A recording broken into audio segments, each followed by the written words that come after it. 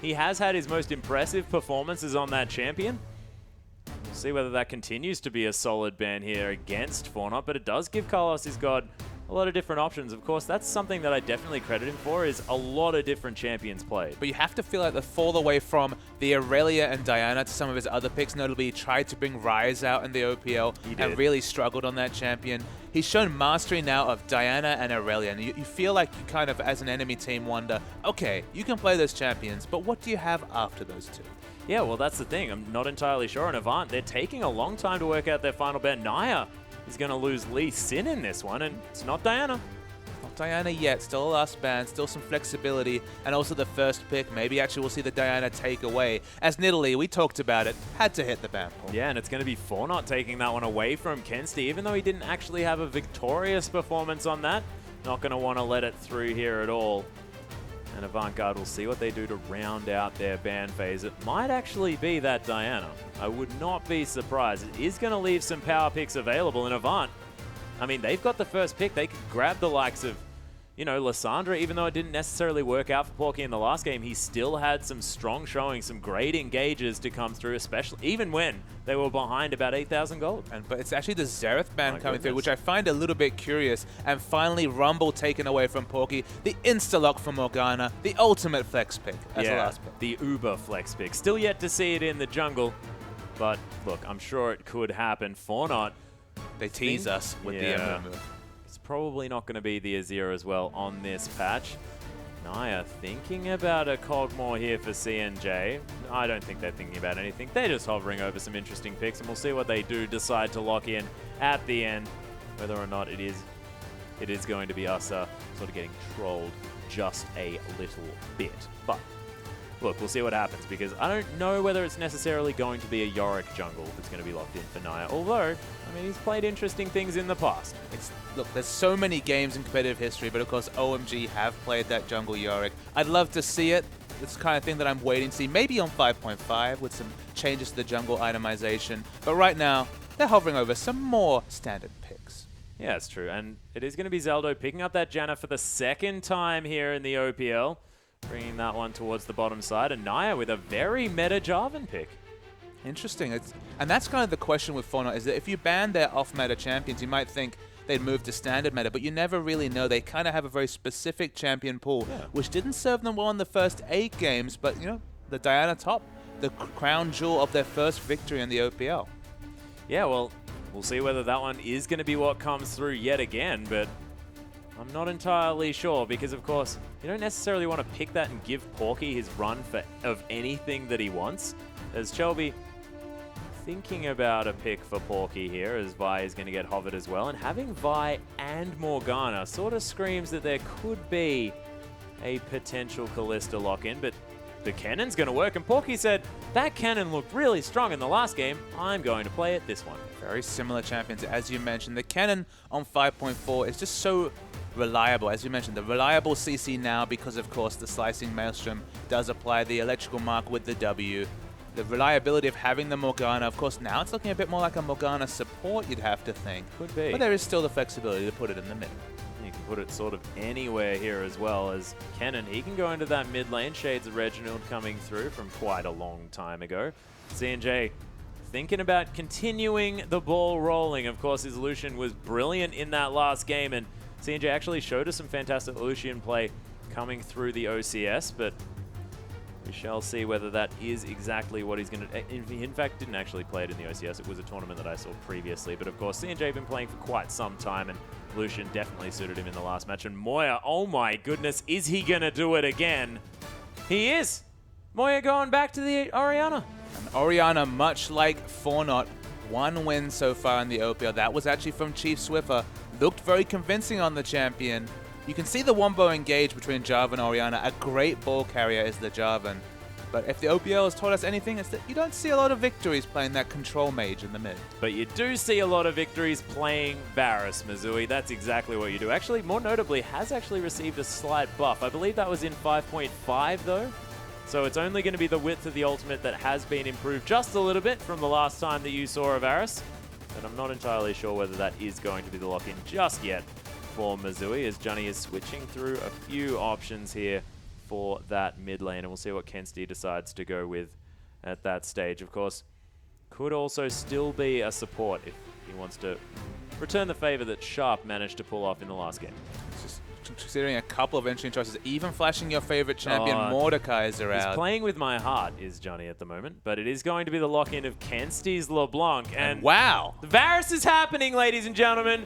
My personal favorite AD carry is going to join the Rift. Of course, incredibly immobile, but they've got the Vi on their side. They have the black shield for the safety here, and the purple theme is going to be hopefully in fruition here for Avant Garde. This is a lineup that I absolutely love because they have so much single target lockdown that turns AoE after a certain amount of time. Of course, Soul Shackles and that Chains of Corruption, pretty similar.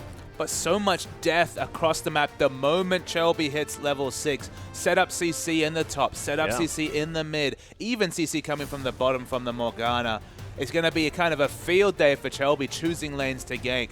But my issue is, if you see an enemy team pick Jarvan and then you lock in Varus and a mobile AD carry, it's just very surprising to me. It tells me maybe they have a big like practice comp that they've used a few times, but it's almost reckless to pick up the Varus into a Jarvan.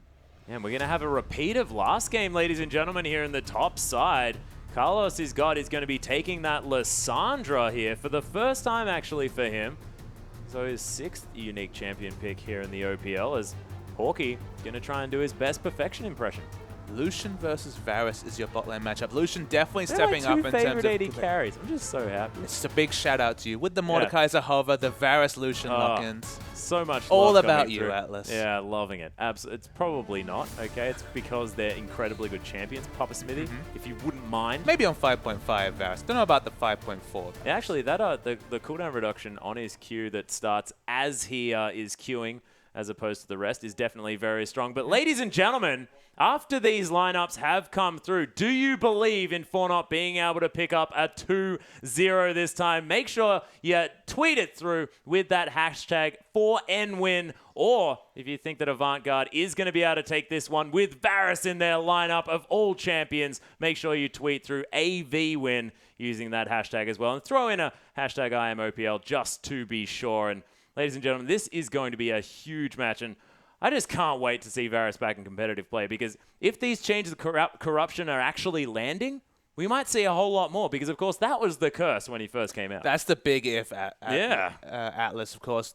The chain of corruption of any ultimate, probably the most missed ultimate in League of Legends history. But when it hits, it can be devastating, especially in a 5v5 situation. That stun or snare, I believe, spreading to a whole team can be teamfight changing, and that's with the Slicing Maelstrom potentially coming in. If the Slicing Maelstrom starts with the AoE CC, you might feel like that CC just never ends. Yeah, well, this is the thing. They've just got so much AoE lockdown in 3 different champions. Of course, having the Morgana as well with the Soul Shackles. I mean, even a support Morgana, if everyone's stunned by a Slicing Maelstrom, you're almost guaranteed to get that stun tick. Absolutely, and there's a pause in-game, ladies and gentlemen, so we might have to look over his lines a little bit more. We should also take a step back and realize there's a lot for both these teams to play for. Avant, after losing that first game against Direwolves, they need to pick up a win to regain parity with Team Immunity and give themselves a realistic shot at that 4th spot. They don't want to move a game behind with only 4 games to play after this one. On the other side of the coin, 4Not, it took 9 games to get their first win on the board. If they want to at least reach the 5th spot, get themselves a safety from the promotion relegations, they need to start picking up the wins now. So a lot on the line for both teams. Some interesting off-meta picks. I'm just excited to see, can Varus handle a situation with the Jarvan? Yeah, well, that's the thing. If he gets cataclysmed, he's going to have to use that flash in order to escape. But that's up every 5 minutes, and Cataclysm, that does not have a very big cooldown. No. So picking it actually into Naya's Jarvan, maybe he just thinks that he'll be able to get far enough ahead with the power that Varus has in lane in order to just stand there and kill everyone. I just realized there's the potential, Atlas, of the infinite CC chain. Now, bear with me here. Slicing Maelstrom starts, Assault and Battery, The Kensti chains come through. Then the ultimate, the chain of corruption from Maz. Double chains. 2 chains. 2 chains? 2 chains. Maybe even 3 chains. Whoa. No, I just want 2 chains. Know what I'm saying? And then the Dark Binding is 3 seconds. Actually, if the Dark Binding is the first one there, get a bit of CDR on that support. Not going to be moving too much in a fight. Yeah, it is just ridiculous. There's so much delayed CC. It's almost all of the delayed CC in the game coming through from our Avant lineup. It's like they're just feeling a bit lazy today. And so you're CNJ and you're like, how do I exactly navigate all of this crowd control? You know how you do it? By skating around a team fight, using that Relentless Pursuit over and over again, of course, in the late game, using that Light Slinger passive over and over. A very good way to sort of navigate your way around a fight. But you're right. He's only got 500 range. It's going to be quite difficult as this short-range Lucian. But CNJ had a great game in the last one. It's going to be very interesting to compare, actually, the Varus versus Lucian matchup. If we do see a 2v2, Varus at this point now, I haven't actually seen this matchup since it was the Varus 575 range, the Lucian 550 range. Now 575 versus 500. 75 range is a significant advantage for Varus in lane. Lucian still is a lane bully, still can use that piercing light to get a bit of lane control. But Varus versus Lucian, you don't see this matchup too often, especially on the current patch. Yeah, and we'll see exactly what the build's going to come through. Of course, ladies and gentlemen, if you remember the old Minky Whale, he actually came up with a bit of a cooldown reduction build for Varus, which I, in fact, tested out in a normal game. Didn't go so well, but he's actually been having some success using the Boots of Lucidity and, of course, that Brutalizer to come through as well to really make sure that you've got as much cooldown reduction as possible. Game. I was actually in that normal game, Atlas, and yeah, it definitely didn't work. We didn't win the normal game. Didn't we win the normal game? No. I thought we won the normal game. No, I think we did. Okay, but you didn't help. Hey, I did help. I built actual items after that. Uh-huh. Do you remember? No, he obviously doesn't remember. We actually are still paused, so we're going to have to talk about our solo queue and normal game histories a little bit longer. No, wait, there's a lot to talk about here. Everyone's excited about it. I'm actually... Look, okay, to go back to this just for one moment, ladies and gentlemen, I'm in fact 6-0 on Varus in solo queue at the moment. Admittedly, not very high ranked, but I think that he's a fantastic AD carry at this current point. On 5.5, I was playing it on 5.4. Well, then you're a hipster then. I am a hipster, ladies and gentlemen. Playing him before it was cool. And it was actually as soon as that Heartseeker Varus skin And it can't be much cooler now that it's in the OPL. Now it's in competitive. Definitely you can put your hand up and say, you started this trend. It's all you, Atlas. And Mizui as well. How do you think the transition goes from being a Corki main, theoretically, of course, has played a lot of that champion, historically known for playing a lot of Corki, moving from Corki to Varus as far as how that playstyle exchanges? Well, I mean, it's Corki Ezreal, you'd have to say, the two big champions for Maz. Now moving on to the Varus, going to have to be so careful with his position. We actually saw in the previous game face-checking the brush towards his Raptors and dying, even with the escapes available. So going to have to be even more conservative with his position. Does, of course, have the Morgana, providing the Black Shield. Does potentially have a lot of AoE CC in front of him to allow him to navigate right at the back. And honestly, you know, if he wants to, he could opt into the Bloodthirst, the Last Whisper build and just go for kind of a poke build around the piercing arrows. So he does have options, but in a team fight especially, basically it's going to be a battle between Naya's kind of locus of control with the EQ into Cataclysm combo and where the Masses flashes up. Yeah, well, that's the thing. I think a lot is going to depend on whether Maz's flashes up. And I have a feeling Distortion Enchantment on his boots could actually come in fairly handy here for Mizui because he's going to have a target on his head. And I don't think the Black Shield is quite going to be enough because you can't Black Shield a giant array of terrain around you. And just kind of discussing the comps as a whole, it's two team fighting comps, so at least we should see a very bloodthirsty game. Plenty of kills going to be on the Rift. This is not, you know, it's going to be an Orianna Jarvan initiation with potentially the Sandra riding in on the Glacial Path as well. And then, of course, on the other side, Assault and Battery, and just all the layering of CC coming through. The only real big mid-game disadvantage is for 4Not, because, of course, LeBlanc in the mid-game can overtake a game.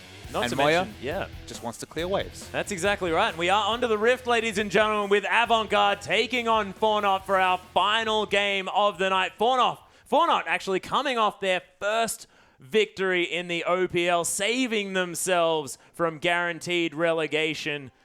And Avant now trying to put another nail in the potential coffin here for 4Not as they try their very best to get back into playoff contention. Moya already taken a lot of arrows from Mizui, who obviously hasn't taken his W just yet, the Blighted Quiver. 30 seconds until minions spawn. But 4Not actually already going for a fairly aggressive move out of their jungle and then heading straight back in again. Porky, though, with this cute little Redskin, just going to be throwing some auto attacks here into Carlos, and Carlos probably going to head back as well. But no deep vision going to be gleaned from either team. It looks like it's going to be standard lanes then, so they're not looking to scout out for lane swaps just yet. Going to have the mages doing battle on top just like the previous series, as you said. And with the all-important, the very intriguing Varus versus Lucian matchup in the bottom lane. Oh, I'm so excited. Piercing Arrow versus Piercing Light.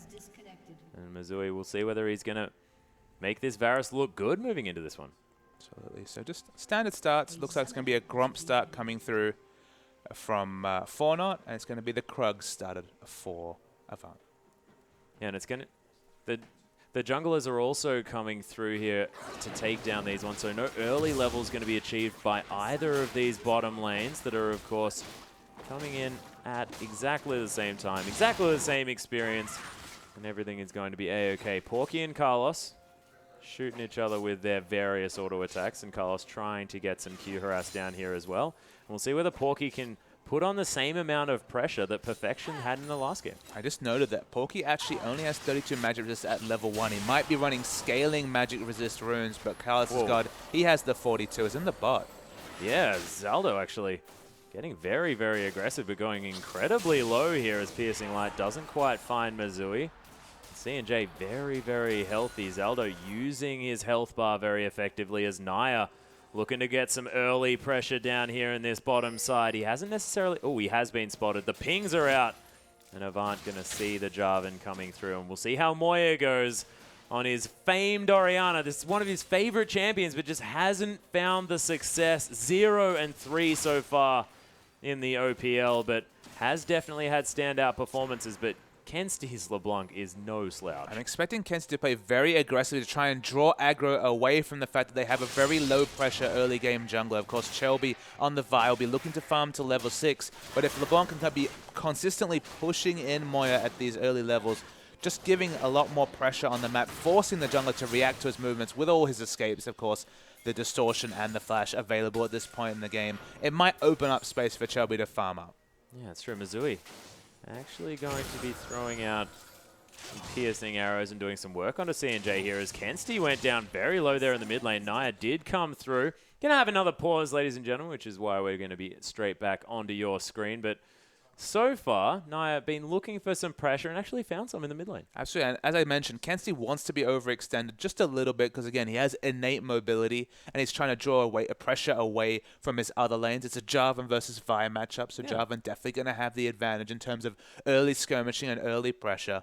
And Chelby just doing his best to farm up and hit that level 6. We already mentioned, once that Assault and Battery comes in, so much supplemental CC in the lanes from every member, even the AD carry in this situation, that the kills should start rolling in for both Chelby and Avant as a team. Yeah, and this is something that I was going to mention before. I'm really worried for Moya as soon as Avant get anywhere near Chelby having level 6, because what's he going to do? Assault and Battery comes through, he flashes under a tower, but then Kensty has so much burst damage on a target that is rooted in place. Absolutely. And what are you going to do? You're just going to die. And that's the reason why, I mean, Orianna struggled significantly. I mean, we saw Choo-Choo's, of course, on the Syndra, just killing Moya, and every time he was able, trying to rotate out of lane, just being caught with the stun and dying from the scatter of the weak. So, I mean, that's the issue with Orianna, is you need to navigate the early laning phase. Swiffer did this wonderfully, keeping up CS in quite a difficult lane matchup for Orianna in the Chiefs game. But we're talking about Swiffer, probably the best mid laner in the OPL. Moya has a lot of practice on the Orianna, but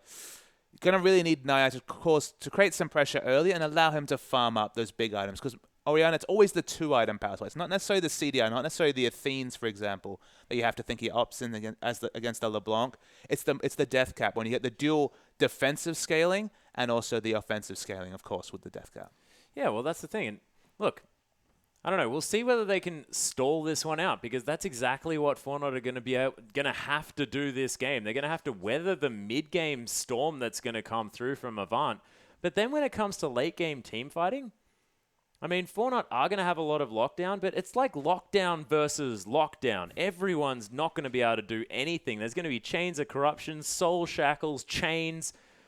Of course, as you mentioned, 2 chains. You've got like Chelby coming through with the Assault and Battery. No one's going to be able to do anything in these team fights. And that's why the worry for 4Not is that if you have 2 team comps that do the same thing, except one has a massive pressure advantage in the early game, discrepancy in the mid lane, where of course LeBlanc has so much pressure in early levels, and of course from level 6 has significant kill pressure and global mobility, and Orianna's just relegated to being reactive, clearing waves, just picking up raptors instead of roaming against the enemy team. If the roams are successful, it doesn't really matter where Oriana gets in the late game if LeBlanc can take over this game and this map before that late game ever hits. That's a very good point. And one thing that I did notice, and one thing that Avant Garde were lacking when they were versing Perfections in the last match, was the fact that Zaldo now has the Janna. As CNJ going very aggressive as we come back from this pause. The Ignite onto CNJ, though. He has to pop that heal. Doesn't quite do as much as Johnny. He's going to flash forward. Nice heal. Shield, sorry, from Zaldo. And he's going to sacrifice himself to Johnny. Oh, the piercing light fade away. And Varus is the best AD in the game. And Zaldo really tried to buy time for CNJ to get away, but the snipe come through from Maz. I can see why you love the Varus. 2-0, no 1-0-1 as Morgana picks up one of the kills, crucially picks up the first blood. But that is a significant advantage, and that's with no jungle pressure whatsoever. Yeah, and if we remember as well, back from All-Stars a few years ago, Xpecial and Double if coming through from North America, they played the Thresh Varus lane, and that's what actually won the 2v2 battle there over in China. So, look, Varus, very strong champion. I like how you have so much specific historic knowledge of Varus. Hey, I didn't use Yellow Pete's Varus performances as too much of a example there, of course. Chains of Corruption weren't landing so much when it was CLGU playing that one, but of course did find some success with, at the first release of the Varus. I'm not going to continue with the Varus history lesson, but I just like the champion. I think he's very fun. Just watching the lane matchups. This is a significant disadvantage for 4Not in the bottom lane. There's so much gold. The pickaxe actually already completed. That suggests to me maybe even an Infinity Edge as the first pickup coming through from Varus. Consistent damage coming through. Of course, Varus used to be a Trinity Force champion. Def liked to pick that up on him. Other people like the Bloodthirster when Bloodthirster was very popular. Zaldo goes for a walk and finds a lot of enemies. Yeah, Chelby's there as well. Piercing Arrow doing so much work from Missouri now that he has that pickaxe. Kensti might be in trouble from Naya here, but Chelby waiting in the wings, and Kensti turns around. Naya must know something's going on. There's a Dragon Strike, not going to find him. But Chelby finding a gank in the bottom lane, just going there and understanding that Zaldo had to put down some wards to relieve pressure after dying in a 2v2, then just compounding it now. I don't know if this is a hole that 4Not can crawl out of in the bottom lane. Yeah, well, bottom lane is definitely going to be difficult. Naya actually going to dodge the chains here as well as the Command Protect comes through from Moya. A lot of members moving up towards this middle lane, but Moya is going to survive this time, and thankfully he's made it to level 5 without dying. So definitely something good for him, but the issue here is that it's already going to be significant. As we see the ultimate hitting the top.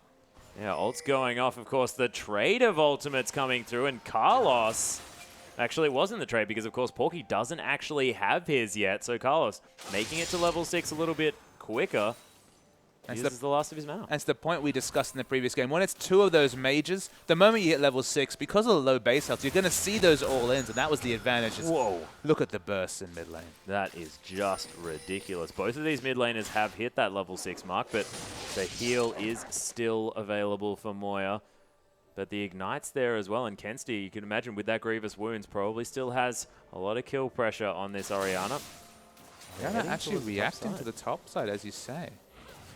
Looking for something here. Blighted Quiver, of course, has been leveled up and does a lot of extra damage per auto attack here for Missouri, and he's hitting now with a lot of strength in this bottom lane. Teleport's going to come back to top, so no big advantage, even though this massive minion wave being pushed into turret. The issue I see here for 4Not is that there's already an inherent advantage in the mid lane in terms of pressure, and now, given that they're effectively 3-0 up on the 4Not minion wave, you can see they're so aggressive, not looking to freeze the minion wave necessarily, just really having so many strategic options because they're so far ahead in bottom. 2 winning lanes, and then a Vi who's soon to hit 6 and apply the assault and battery pressure as well. Is there going to be a safe spot for 4Not to farm? Well, that's the thing. It doesn't look like it's going to be in the bottom lane here, as of course, as you mentioned, Missouri able to freeze that one out if he wanted to, but it looks to me like he is going to just shove that one in, and not wanting to deny the experience from C&J, probably wants to head back, pick up some items potentially, but with that pickaxe, you have to think that he wants a BF sword next. Shelby, he might find Moya as the dissonance does come down.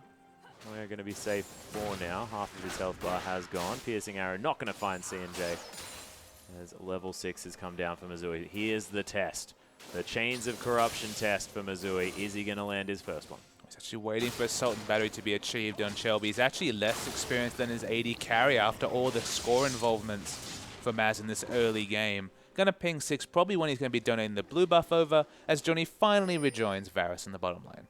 Yeah, and of course, Johnny's been wandering around this map quite a lot, and Missouri's still able to stay ahead on farm, still not getting pressured out of this lane as C&J going to pierce Johnny with some light, but he's going to be A-okay, and they're just going to hold this wave here and say, 4Not, come to us, and we'll probably kill you. It's scary enough for the item advantage to be with 4Not, but also the long-range CC, the Chain of Corruption can go through minions, then you just apply the Dark Binding. There's so much kill pressure that freezing the lane, it's not just because of items, it's because of the CC threat as well. Yeah, that's the thing, and Missouri, as soon as C&J is in range of a minion wave, as just the shield is entirely destroyed there with that piercing light, Missouri going very aggressive. There's the Chains of Corruption, the Dark Binding as well, lined up so easily, but 4Not trying to turn this one around. The Ignite onto Missouri's Aldo. Oh, that puddle not going to quite be enough as C&J trying to turn it around. Of course, Johnny and Missouri not with too much left as piercing light just misses Missouri, and Naya gets spotted out by a ward. There might be a dive. There's the snipe onto Zaldo, and Missouri picks up his second kill. The flash of the Dragon Strike. There's the Cataclysm, but the flash out, and Missouri survives. Naya, he's going to fall down to Johnny as the Soul Shackles comes through for him, and C&J has to be careful, gets stunned, but still has more consistent damage than Johnny. The flash, the Dark Binding finds him, but it's still not enough. Johnny picks up the kill, and I'm about to die. Johnny is a very fed support Atlas. 4-0-2, 100% kill participation. That's usually because teams are early grouping. No, it's just been so many damn kills in the bottom lane. And Johnny's doing his best Sharp impression this game, you have to think. Already has that extra amp tomb going towards the Frost Queen's claim, you have to assume. And I hope that he picks up Azonia's Hourglass as his first item here because he deserves it. He's doing so much work in this bottom side, and that Flash Dark Binding was awesome. Just so much action in the bottom lane. The rest of the map's been relatively controlled. The solo lanes especially, no score involvements. There's been no rotations. It's just been purely duking it out in the bottom lane. Yep, Howlingale finds Chelby, but doesn't find a Dragon and Avant. They pick up the first one, 6-0 now for this team, and they are playing with fire under their shoes at this stage. I mean, C&J's had some awkward buy times. Look what he's been relegated to. Berserker's Greaves, Vamp Scepter. That is the sign of an AD carry. He's far behind, but Maz is overextended. He's going to be dead. Yeah, he is most definitely dead. Just cold here as well as Porky's coming into the bottom side. Slicing Maelstrom straight away. There's the Lightning Rush as well. The double stuns to come down. Black Shield, is it going to be enough as Carlos comes down? There's the Frozen Tomb. Naya's here. The whole team of 4Not are paying a visit to the bottom lane, and they pick up a couple of kills. Finally get some score involvements. Good rotation coming through from 4Not. They might actually get this out of turret, but C&J doesn't have a lot of AD. This will actually take quite a long time. Yeah, but especially if they're going to dive here as well. The Shockwave comes through here as well, but Kenzie immediately takes him down. Oh, command attack not going to be enough as C&J takes down Shelby. Glacial Path coming through. There's the double kill for C&J, but here comes Kenzie. He's got a lot of damage. C&J has to be careful as the shutdown comes through. Command protect not quite enough as Moya's completely out of mana. Carlos, you're in trouble. Chains of Corruption lands 2 for 2 for Missouri. Doesn't quite spread to Zaldo. It would have been a double kill coming through from Missouri. C&J has crawled out of a hole though. 0-2 to 3-3. A lot of gold coming from that fight. Suddenly has a BF sword to complement what was very much a necessitated Berserker's Greaves Vamp Scepter. That was important for 4Not because they were fighting against higher level, higher experience, getting experience bounties from those kills, and the gold as well. So 4Not, they get the better of that trade despite the massive kill score. 14 kills in 12 minutes. What I want to talk about, though, is the fact that Moya, he picked up a 1-0-2 scoreline for himself. This is the best he's looked so far on his very comfortable Orianna. Hasn't received any focus, even though, you know, he's quite gankable on that champion. And we'll see whether he can perform to the level that Moya actually demonstrated before the OPL. You're not quite matching the item timing of the LeBlanc, but very comparable. Of course, Athene's is slightly more expensive than Morellonomicon, so doesn't have the boots too compared to what LeBlanc has completed. Maz takes another trade in bottom lane, though. Yeah, Maz, he's just going to burn down, and the culling coming through, and Varus getting picked apart here because Johnny's roaming around the enemy jungle. But you have to remember, Alex, you're getting picked by a Janna. This is not like a hard engaged bottom lane, but that's enough when you don't have flash and have no mobility whatsoever. The Varus, it's looked good going forward, not so good looking behind. Yep. Yeah, Naya just leaves the map here for a moment. Carlos is God looking to try and start something up. Actually stuns himself there with the Frozen Tomb, but he's in so much trouble. Porky picks up an easy one as he just cruises down to the red buff. And of course, Johnny had gone top and caused that map pressure, so gets 2 kills for the roam, whereas at the same time they lose the turret and CNJ continues to crawl back into this game. It is surreal that he is now a relevant threat, and he even has a positive KDA, and this is only 14 minutes in. Yeah, crawl back to the game. He's 700 gold ahead. That's obscene given how this lane started. Most definitely. 4-3-2 now has his BF sword. Infinity Edge has been finished by Missouri, but he needed boots about an hour ago. Yeah, he needed boots a long time ago. Maybe even the distortion boots. Just no AD, but able to get away from these kills. Swifties. I think he probably needed Swifties, ladies and gentlemen. Of course, the best boots in the game for the best champion in the game. You can get away from Janna's CC with Swifties. That's exactly right. You're not going to get slowed down. Not at all. But that being said, I mean, I don't think Swifties would necessarily work against the incredible amount of hard CC coming through from this 4-Not lineup. If there's another pause, we can do the teaching point about Varus's self-slow with Q and swiftness boots, but we'll leave that for another day. Yeah, that was actually, I remember that one. It was a cool bit of information, but CNJ, he's picked up the Bloodthirster first, and what do you feel about this one? Probably will be going into the Static Shiv, much like some of our friends over in China. But this is exactly what he picked up in the first game, and the significance of it is that it makes him better at sieging. You build up that lifesteal, build up the shield that comes from the Bloodthirster, of course scales with level. But we'll stop the teaching point as Naya has found a friend. Yeah, he's going to get Assault and Battered here as well. Dark Binding doesn't quite find him as Moya is going to protect him here with his ball. Oh my goodness, there's the shockwave after that one, but he does fall down. They do trade though. Both junglers now dead. Moya gets caught by a Dark Binding. Kensti doing so much burst damage. Zaldo just hanging out, having a bit of a party, auto-attacking some Raptors. As CNJ going to find Missouri under here, but look at that. There's the culling coming down. Doesn't get stunned for all that long. As there's the piercing arrow, doesn't find it. The flash forward from CNJ. There's a relentless pursuit. The heal coming out. CNJ keeps his, and Missouri has to be very careful. Missouri is certainly not winning trades despite having the complete Infinity Edge. And Kensti, he spoils the party.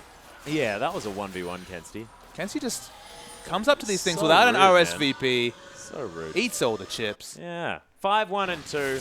So many chips references tonight. It's brilliant. Kensti going to take down Zelda. There's the Ignite as well. Kensti, it's like 4-Not have sort of forgotten that he's there. And he keeps just you know when you get to a party and there's just a bit of pizza left. You eat both slices. You don't even leave one for the enemy team. You need to have some dinner after this, I think, Brother Smithy. Shelby, he finds Naya, though, in the jungle and just keeps punching him. I think Naya might be safe. Actually thinking about possibly turning around, but doesn't get the E for the EQ combo. And Moya going to continue trying to clear out this mid lane, but Kensti and Johnny with a fair bit of auto-attack damage, and Johnny has just given up on Missouri. I mean, Kensti, his lead is reminiscent of just how far Maz was in the early laning phase, 6-1 and 2. You have to think he's sitting on a mount. He's sitting on 3,000 gold, basically. And they're still going to try the dragon, even with their mid laner basically baiting them with an implied gold lead. Well, implied gold lead is definitely a point. In fact, their mid laner isn't actually going to be around this dragon. Neither is any member of 4-Not. They just give this one up. Carlos, he did have his teleport available, but with no vision, it's a little bit easy here for Avant. Pick up their second dragon. The second dragon comes down. There's no way to contest it despite the fact that CNJ was really pushing advantages and getting aggressive on Maz previously. The moment those 2 picks came through, able to pick up some kills. Now 2 dragons down for 4-Not. This game is a bit of a seesaw.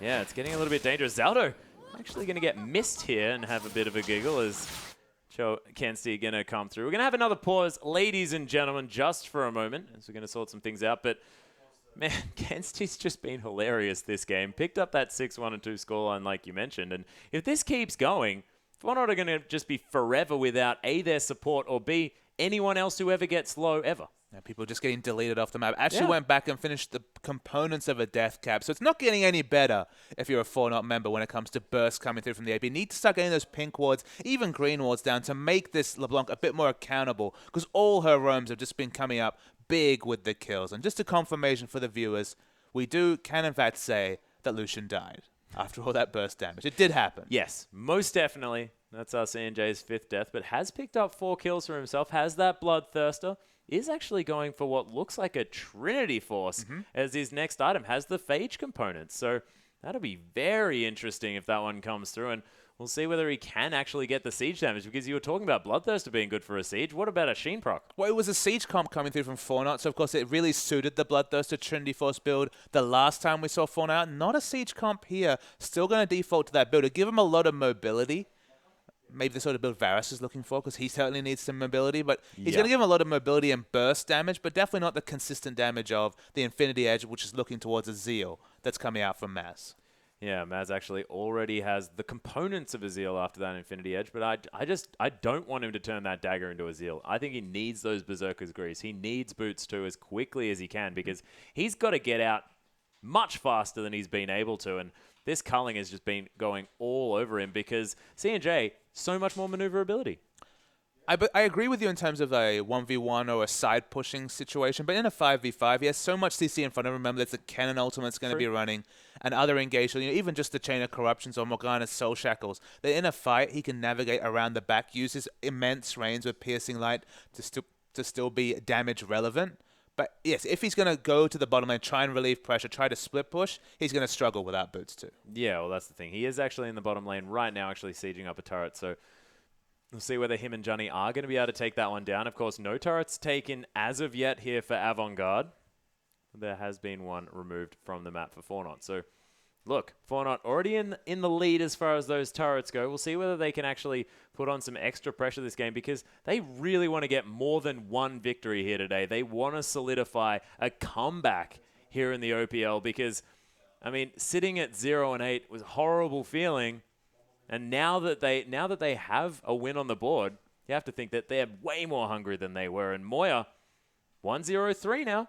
This Oriana's getting going. So just under a minute left at break time. I think the thing to focus on is that they do have the late game coming from Moya, and it looks like this will be the Oriana game where at least it'll be on him to control his own destiny. He'll get enough items to be damage relevant. So if the massive shockwave comes down, it might change a fight. In previous fights, his shockwaves have been good, but he was so behind in terms of item timings that they were just only really for the crowd control rather than being the big burst damage tools we know they can be. Yeah, well, that's the thing. That being said, at the moment, 6-1 and 2 on the side of Kensti. He's a needlessly large rod and Boots 2 in the advantage here on this LeBlanc. And it's not because Moya hasn't been playing well. It's the fact that Kensti has just been at the right place at the right time this entire game. Absolutely. And the picks have been on point, and that's why the defensive wards, the first thing we brought up during the pause, need the defensive wards. If you actually look at the minimap right now, I have the ability to do that, littered with blue wards. The red wards not coming through. 4Not need to double down on some defensive wards around the Dragon especially, because that's where all the picks are happening. Remember, we've seen them really pushed up. We've seen Lucian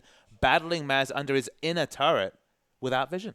Yeah, well, that's the thing. And, I mean, CNJ has managed to pick up some kills there, but it's just been way too easy for Kensti to come back down. And we are back in the game, ladies and gentlemen. You can see the man on your screen, still with so much pressure. And Avant answer that bottom lane outer turret kill from 4Not with a turret of their own. They were already 2,500 gold ahead, down a turret. Now they're even in turrets. The gold is grown to about 3,000 as Kensti's found another person. Yeah, but Naya's there as well. As there's the shockwave. Kensti flashes out of it as there's the Cataclysm. Kensti trying to turn it around, but Command Protect is there. Dissonance doesn't find the damage as the mimicked Kensti looking to lock down Naya. Comes back and kills Moya, and Porky comes in as well. The distortion to come back. Kensti is a god, and Porky picks up the kill. Zaldo, get out of here. You're not doing anything. Kensti is the tastiest bait ever. You can see him styling a little bit after a massive outplay. He's made a small mechanical mistake. Actually used his Q onto a minion. Would have got the kill on Oriana early, but it just makes the highlight reel clip look that much sweeter. Yeah, that was on purpose, just for a bit of swag. Missouri going to make his way here into this mid lane as well, as Kensti finishes off the death cap, and that's just going to be all the easier at this stage to make plays like that when you only need one spell and you can kill anyone. I mean, we're talking about 419 AP at 19 minutes. Okay, that's a lot of AP at 19 minutes. The Zeal is completed now, as well as the Cloak of Agility from Missouri. He's got a lot of auto-attack damage, but this isn't a Siege Varus. This is a Varus that wants to be auto-attacking you all the time, and critting your face off. I mean, the worrying thing to consider from a 4Not perspective is that we've seen so many double AP comes, although it's Porky, I believe, is taking some damage in the top. Yeah, Missouri does come around, though. Misses the Chain of Corruption. He's obviously the right kind of Varus player here for competitive players.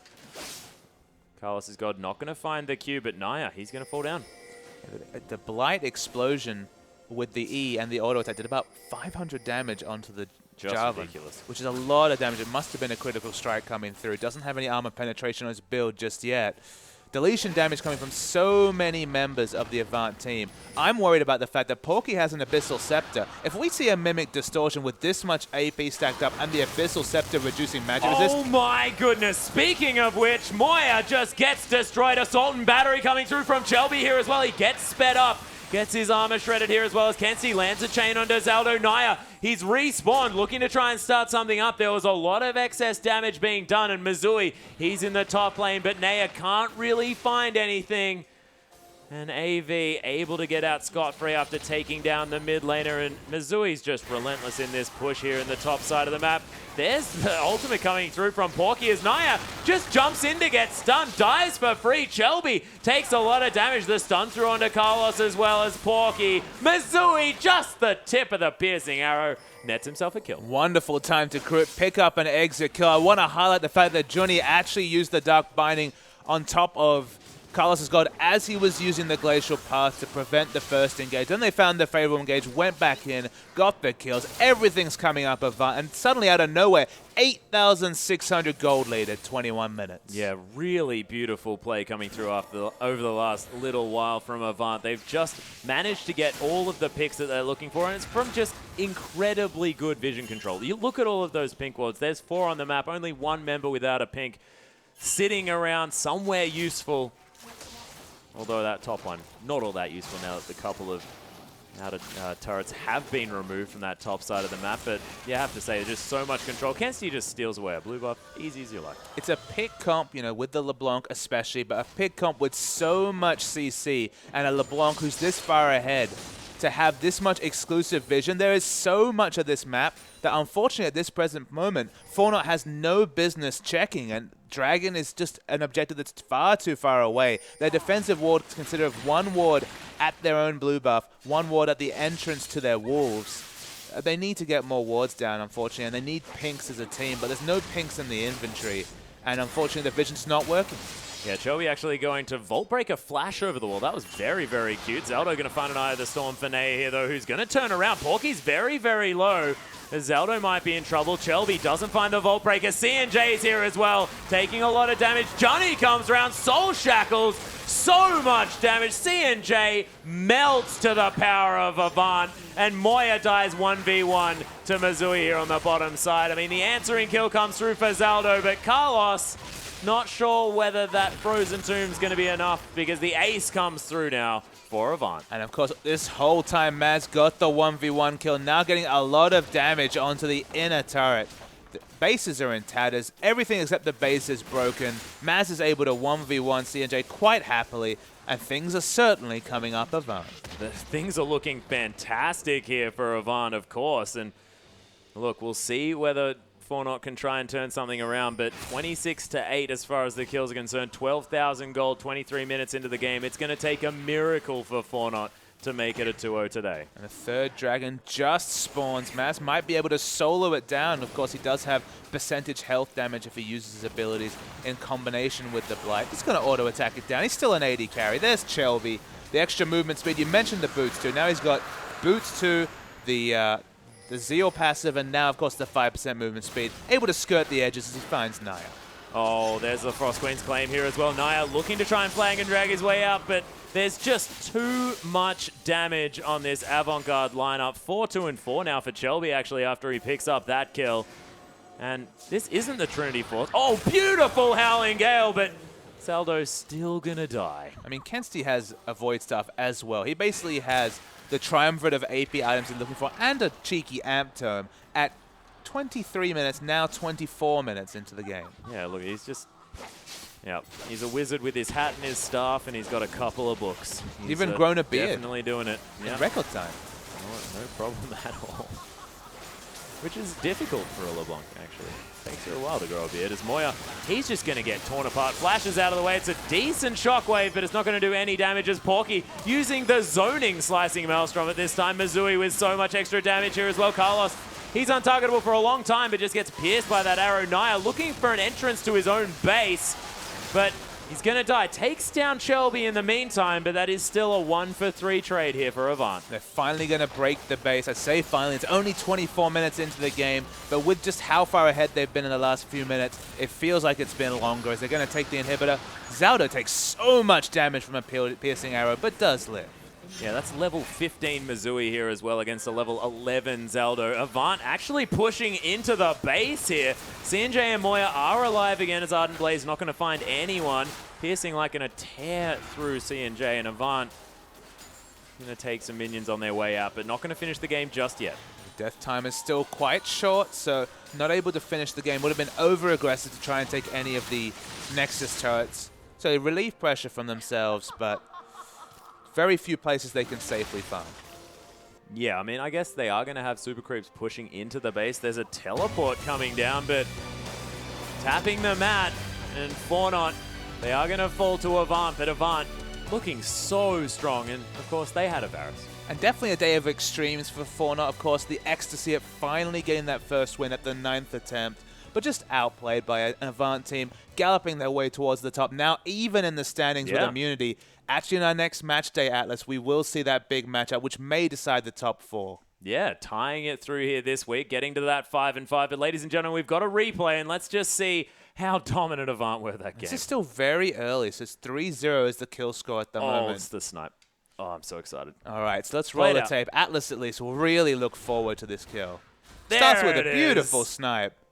And it's 4-0 already. Remember, this is 4-0 at 9 minutes. And Maz stays alive. He holds his flash for the longest time, living on about 20 health. Johnny picks up the exit kill. Johnny. The auto attacks is the big thing. If he hadn't have got the 3 auto attacks in, he wouldn't have been able to pick up the kill. Wait for this. Oh, the flash fadeaway binding. So beautiful. And you mentioned NBA Jam before, and that is an homage. That was some smooth moves. High base stats for Johnny, you'd have to think, in NBA Jam, because he hits the slam dunks better than a Java. Yeah, he was definitely holding one of the L or R buttons, making his boots a different color, ladies and gentlemen, Turbo. because that was some, yeah, Turbo, that's it. Of course, it's been a while since that game has ever been relevant.